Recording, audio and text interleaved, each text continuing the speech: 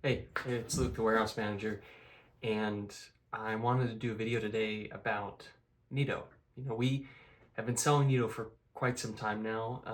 I wasn't able to get an exact date from Jim Porter, our president, but it's been for a while, and we really like everything that they make. And I'm a little biased, I have a lot of their stuff. So, I usually have my bike in the stand here behind me, but it's raining, so I have my high-tech saddle cover, which is just a shopping bag from Japantown. But I've got racks on there, cable hanger, uh, this, that, handlebars, seat post, and I'm actually putting together another bike build right now, and I have a 120 mil lugged stem from Nitto, and then I'm gonna have an S65 single bolt seat post and probably some other stuff.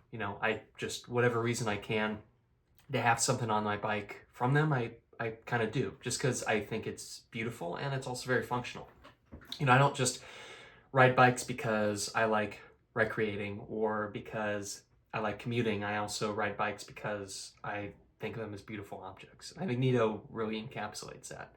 I have some footage I want to show from when Jim went to the factory and got a tour and went around, and you're going to see brazing and cold forging and all sorts of other things happening in those videos. And I think that's really cool. I like getting to know the people behind the company.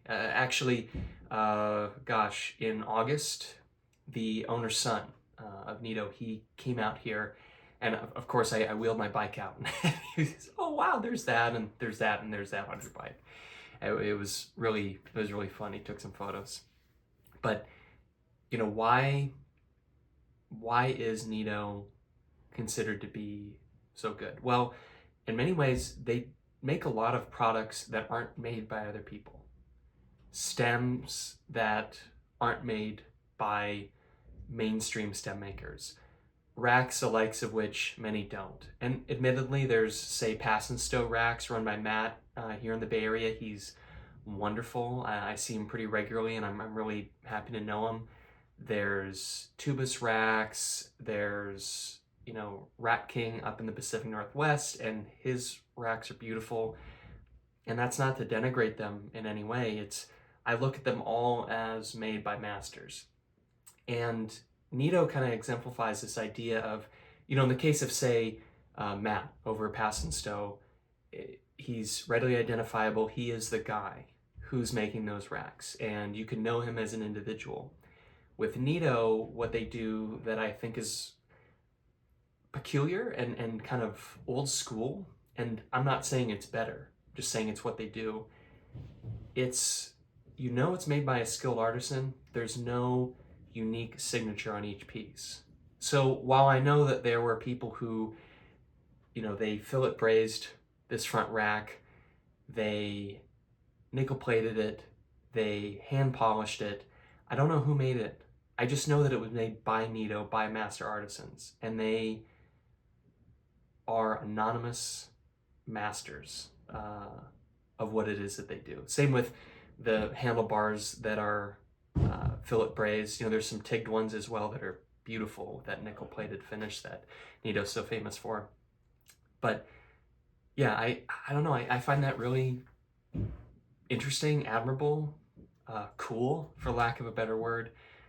And I personally have always appreciated Nitto because even down to the hardware, when I'm adjusting a rack, when I'm adjusting a seat post, even the hardware is absolutely perfect, which to me recalls days of yore when Campagnolo, and Campagnolo still is very good, but especially Campagnolo down to the crank bolt and how it was designed. Absolutely perfect. The dimensions exacting in every respect. And I feel like Nitto has continued with that tradition that I have seen with Campagnolo and other makers and how they do things today, now, here at the end of 2024. So I'll let you see what happened when Jim visited the factory, and I'll narrate a little bit, and then we'll pick up at the end. And while this footage plays, I wanted to mention briefly, we're the oldest U.S. distributor of Nitto, and we've been working with them for a really long time. And, they're just such a special company. Their top welder at Nitto was actually taught to fillet braze by Tom Ritchie. Years ago, there were about 100 bar and stem makers in Japan, just 35 in Tokyo, and now there's only one, Nitto.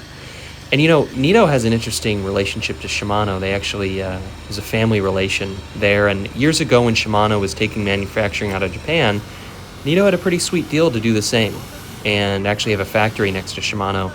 But the owner of Nitto said, taking Nitto out of Japan would be like manufacturing a samurai sword not in Japan. It just wouldn't be the same thing. And I think that that's really what's kind of kept them at the top in a way, is that they've really doubled down on their heritage and where they come from.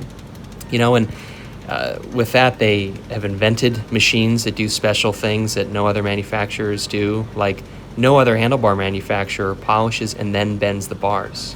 Only Nitto does that. And that's because they've developed a special machine just to do that. They really are a unique company. So I hope you enjoyed watching that. I know for me, they were all shot. I made a video a few videos ago where I did everything in portrait, and someone said that was diabolical. So I figured, okay, I'll edit these. They were also shot in portrait, and I figured I'd edit them so that I could fill the screen with them and then do the whole video in this format.